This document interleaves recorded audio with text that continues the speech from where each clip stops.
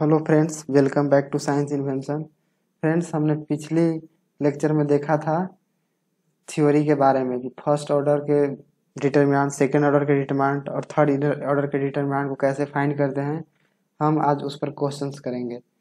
जैसा कि first order का डिटर्मिनेंट इस तरह से होता है, जैसा कि अगर दे दिया गया 5 कि किसी भी मैट्रिक्स इसका दे दिया गया 5 है और इसका डिटर्मिनेंट निकाले, तो इस तरह से इसका डिटर्मिनेंट होगा 5 के बराबर।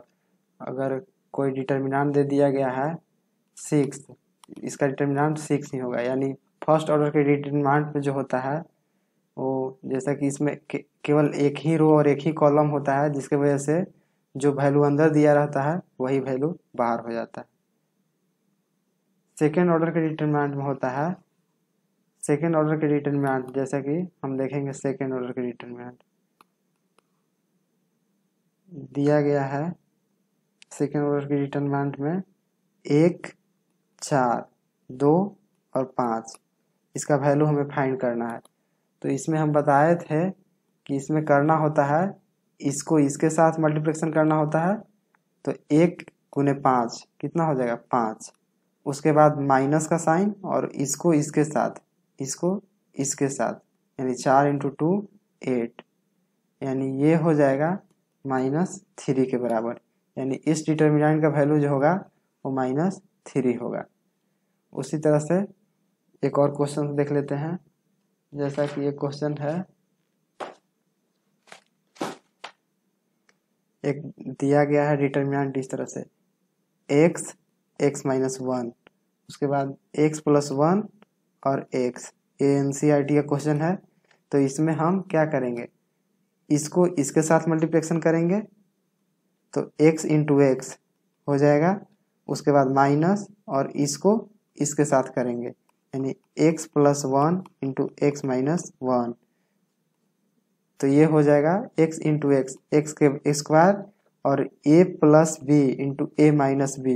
एक फार्मूला होता है a plus B into A minus B is equal to A square minus B square. तो इसका वैल्यू हो जाएगा एक्स स्क्वायर माइनस 1 का स्क्वायर, यानी x square into x square minus 1, x square minus x square plus 1, यानी इसका value 1 हो जाएगा।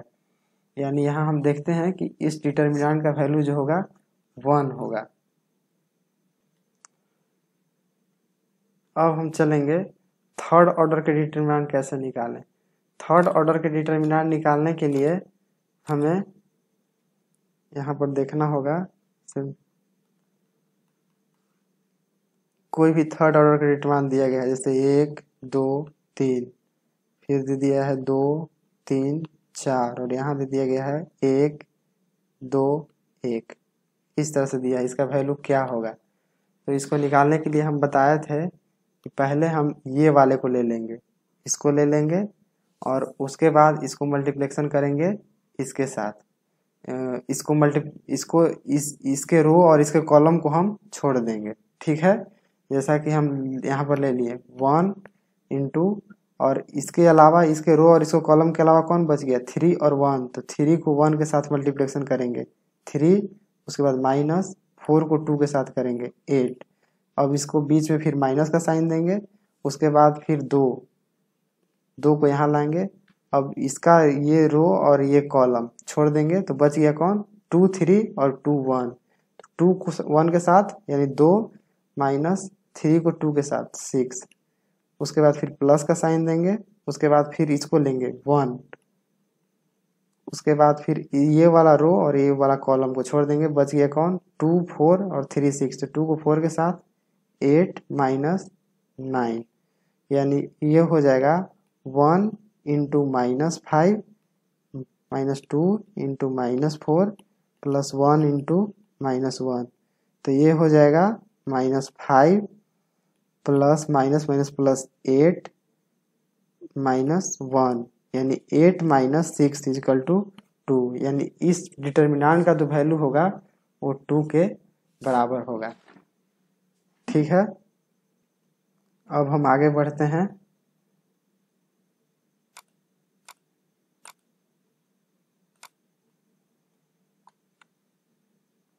यहाँ पर एक जो होता है सारूस रूल होता है।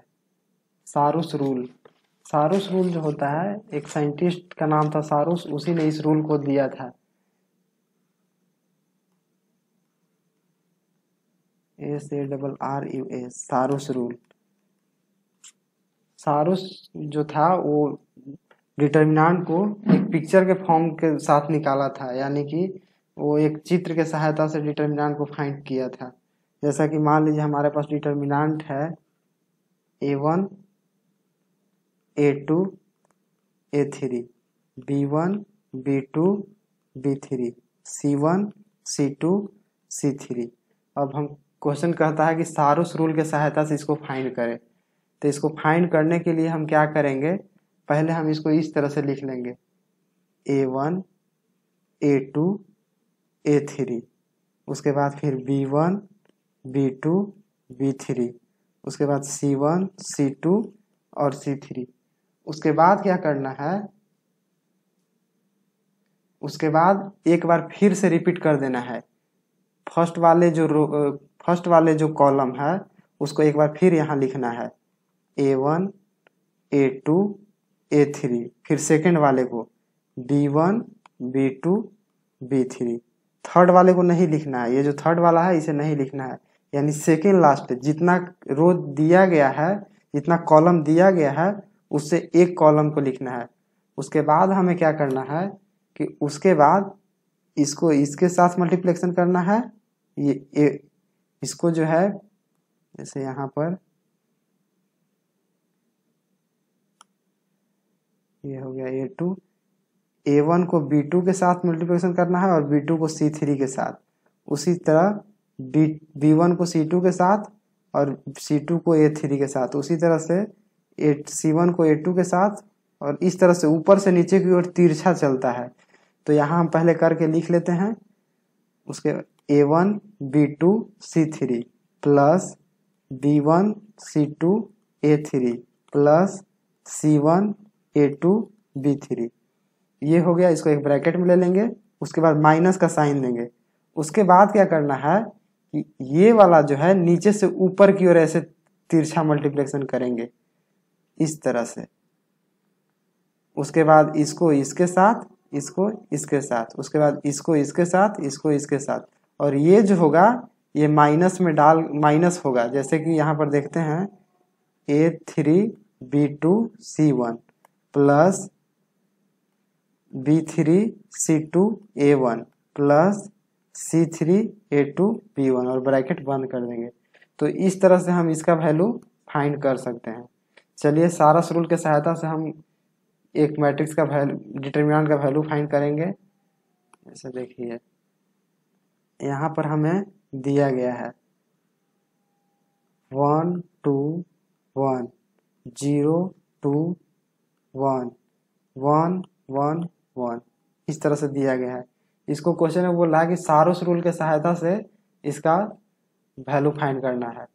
ठीक है, वैल्यू निकालना है। तो हम क्या करेंगे, इस तरह से पहले लिख लेंगे 1 2 1, उसके बाद 0 2 1, उसके बाद 1 1 1, उसके बाद फिर एक बार इसको रिपीट करेंगे 1 2 1 0 2 1, उसके बाद तिरछा तिरछा, इसको इसके साथ, इसको इसके साथ, उसके बाद फिर हो जाएगा इसको इसके साथ, इसको इसके साथ, इसको इसके साथ और इसको इसके साथ, यानी 1 इंटू 2 इंटू 1, ये तीनों को आपस में मल्टीप्लाई करेंगे तो कितना आएगा 2। उसके बाद फिर प्लस, उसके बाद 0 इंटू 1 इंटू 1 0, उसके बाद फिर 1 इंटू 2 इंटू 1 2, इसको फिर ब्रैकेट में बंद कर देंगे। उसके बाद फिर माइनस का साइन, उसके बाद फिर नीचे वाले को तिरछा तिरछा स्टार्ट करेंगे, 1 को इसके साथ, इसको इसके साथ, फिर इसको इसके साथ, इसको इसके साथ, और इसको इसके साथ, इसको इसके साथ, यानी 1 इंटू 2 इंटू 1, ये हो जाएगा 2। उसके बाद फिर 1 इंटू 1 इंटू 1, ये हो जाएगा 1, और 1 इंटू 2 इंटू 0, ये हो जाएगा 0। अब इसको फाइंड कर देंगे, 4 माइनस 2 और 1 एक 3, यानी इसका वैल्यू 1 आएगा। यानी इस डिटर्मिनेंट का वैल्यू जो है 1 आएगा। ये हो गया सारोस रूल के सहायता से। में सारोस रूल इसलिए बनाया गया था कि अगर डिटरमिनेंट 3 तक है 4 तक है तो हम फाइंड कर सकते हैं, लेकिन अगर 10 रो दे दिया गया या 10 कॉलम दे दिया गया या बहुत बड़ा दे दिया गया तो उसके लिए ये रूल से हम आराम से फाइंड कर सकते हैं। अब हम आगे चलते हैं। अब हम देखेंगे कि सारणिक का मुख्य विकर्ण क्या होता है, यानी डिटरमिनेंट का प्रिंसिपल डायगोनल, यानी प्रिंसिपल डायगोनल मुख्य विकर्ण क्या है। ठीक है, जैसा कि यहाँ देखेंगे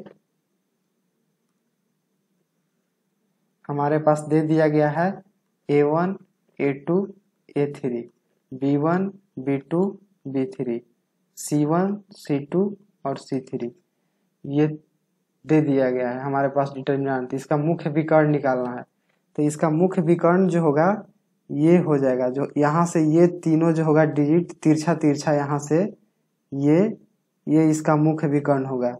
ठीक है, तो यहाँ देखते हैं कि प्रिंसिपल डायगोनल की अगर बात करें तो यहाँ पर हम लिखेंगे प्रिंसिपल डायगोनल क्या है, A1 B2 और C3, ये तीनों जो है प्रिंसिपल डायगोनल है। अब हम देखेंगे कि माइनर और कोफैक्टर क्या होता है। माइनर और कोफैक्टर, माइनर और कोफैक्टर का मतलब होता है सारणिक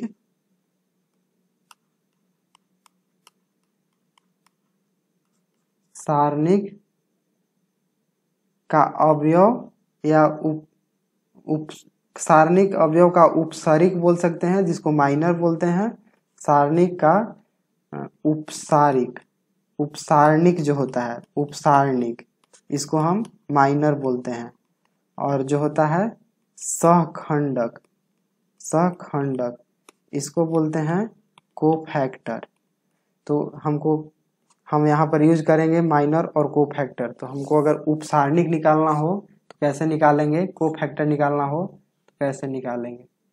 जैसा कि यहाँ पर कोई मैट्रिक्स दे दिया गया है इस तरह से, मान लीजिए A1 B1 C1 A2 B2 C2 A3 B3 और C3। इसमें पूछ रहा है कि A1 का उपसारणिक निकालो और उसके बाद उपसारणिक निकालने के बाद सहखंडक निकालो। तो उपसारणिक निकालने के लिए सबसे आसान तरीका है कि जो हमें दिया गया है, जैसे जो अंक का हमको उपसारणिक निकालना हो यानी माइनर जिसका निकालना हो, उसका रो और कॉलम छोड़ देंगे, उसका रो और कॉलम छोड़ देते हैं। और बाकी जो होता है तो यहाँ पर ऐसे लिखते हैं माइनर ऑफ, ये कौन है, पहला डिजिट है यानी 1 1 है, तो इसको 1 पहला कॉलम के पहला रो में ही पहला कॉलम का ये है तो M1 1 से डिनोट करते हैं। उसके बाद इसका रो और कॉलम को छोड़कर जितना डिजिट बच रहा है, जैसे बच रहा है B2 C2 B3 C3, तो ये जो हुआ इसका माइनर हो गया। ठीक है, उसी तरह से अगर किसी और डिजिट का कहे A2 का कहे तो इसका भी निकाल सकते हैं। ऊपर वाला कॉलम और ये वाला रो को हम छोड़ देंगे और बाकी जो बचा B1 C1 और B3 C3, इस तरीका से हम यहाँ माइनर निकाल सकते हैं। जैसा कि एक और क्वेश्चन देख लेते हैं। हमारे पास दिया गया है A11 A12 A13 A21 A22 A23, उसके बाद A31 A32 A33। इसका पूछ रहा है माइनर क्या होगा, माइनर क्या होगा। इसका माइनर निकालने के लिए हमको क्यों दिया जाएगा, क्वेश्चन इस तरह से नहीं पूछेगा कि इसका माइनर क्या होगा। क्वेश्चन इस तरह से पूछा जाएगा कि A11 का माइनर क्या होगा, या फिर इस तरह से पूछेगा M11 क्या होगा, यानी माइनर ऑफ 1 1 क्या होगा। इसको डिनोट किया जाता है MIJ से, यानी कि जो है माइनर ऑफ 1 1, अगर इसका निकालना हो तो माइनर ऑफ 1 2। तो ठीक है, माइनर ऑफ 1 1 निकाल रहे हैं तो इसके रो और इसके कॉलम को पूरा डिजिट जो दिया होगा अंक उसको हम छोड़ देंगे। ये दोनों को छोड़कर बाकी बच गया ये और ये, तो ये दोनों को हम लिख देंगे A22 A32 A23 A33 और उसको लिखने के बाद इसको इसके साथ मल्टीप्लिकेशन कर देंगे, A22 A33 minus A23 A32, यानी कि हम यहाँ इसके माइनर के बराबर ये हो गया।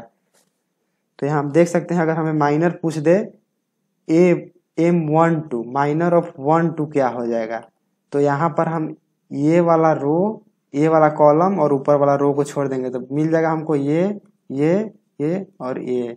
तो यहाँ पर हो जाएगा A21 A31 A23 और A33। तो ये जो होगा इसका माइनर हो गया। हम आगे बढ़ते हैं। अब कोफैक्टर कैसे निकालेंगे। तो कोफैक्टर निकालने के लिए हमको सबसे पहले माइनर की जरूरत पड़ता है, यानी माइनर के बिना हम कोफैक्टर नहीं निकाल सकते हैं।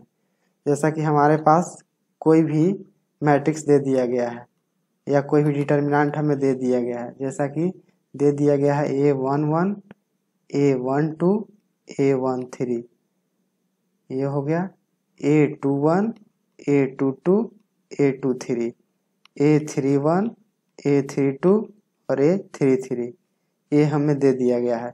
और इसका पूछ रहा है कोफैक्टर निकालो, यानी यहाँ पर इस तरह से दे देगा C11। कोफैक्टर को C से डिनोट करते हैं। कोफैक्टर को हम कहते हैं CI, ठीक है। तो अगर हम कोफैक्टर निकालने के लिए बोल दे तो हम यहाँ इस तरह से निकालेंगे, जैसा कि देखते हैं यहाँ C11 हमें निकालना है, ठीक है। तो हम माइनर पहले निकाल लेंगे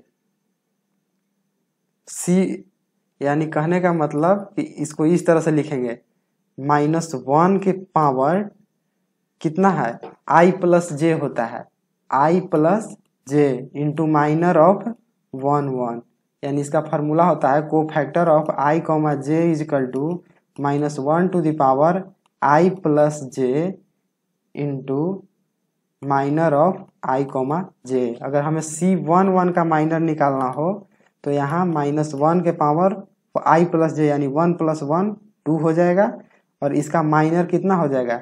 इसका माइनर निकालने के लिए हमको इसका रो और इसका कॉलम को छोड़ना पड़ता है। तो ये इसका माइनर हो जाएगा ये और ये, यानी A22 A32 A23 और A33।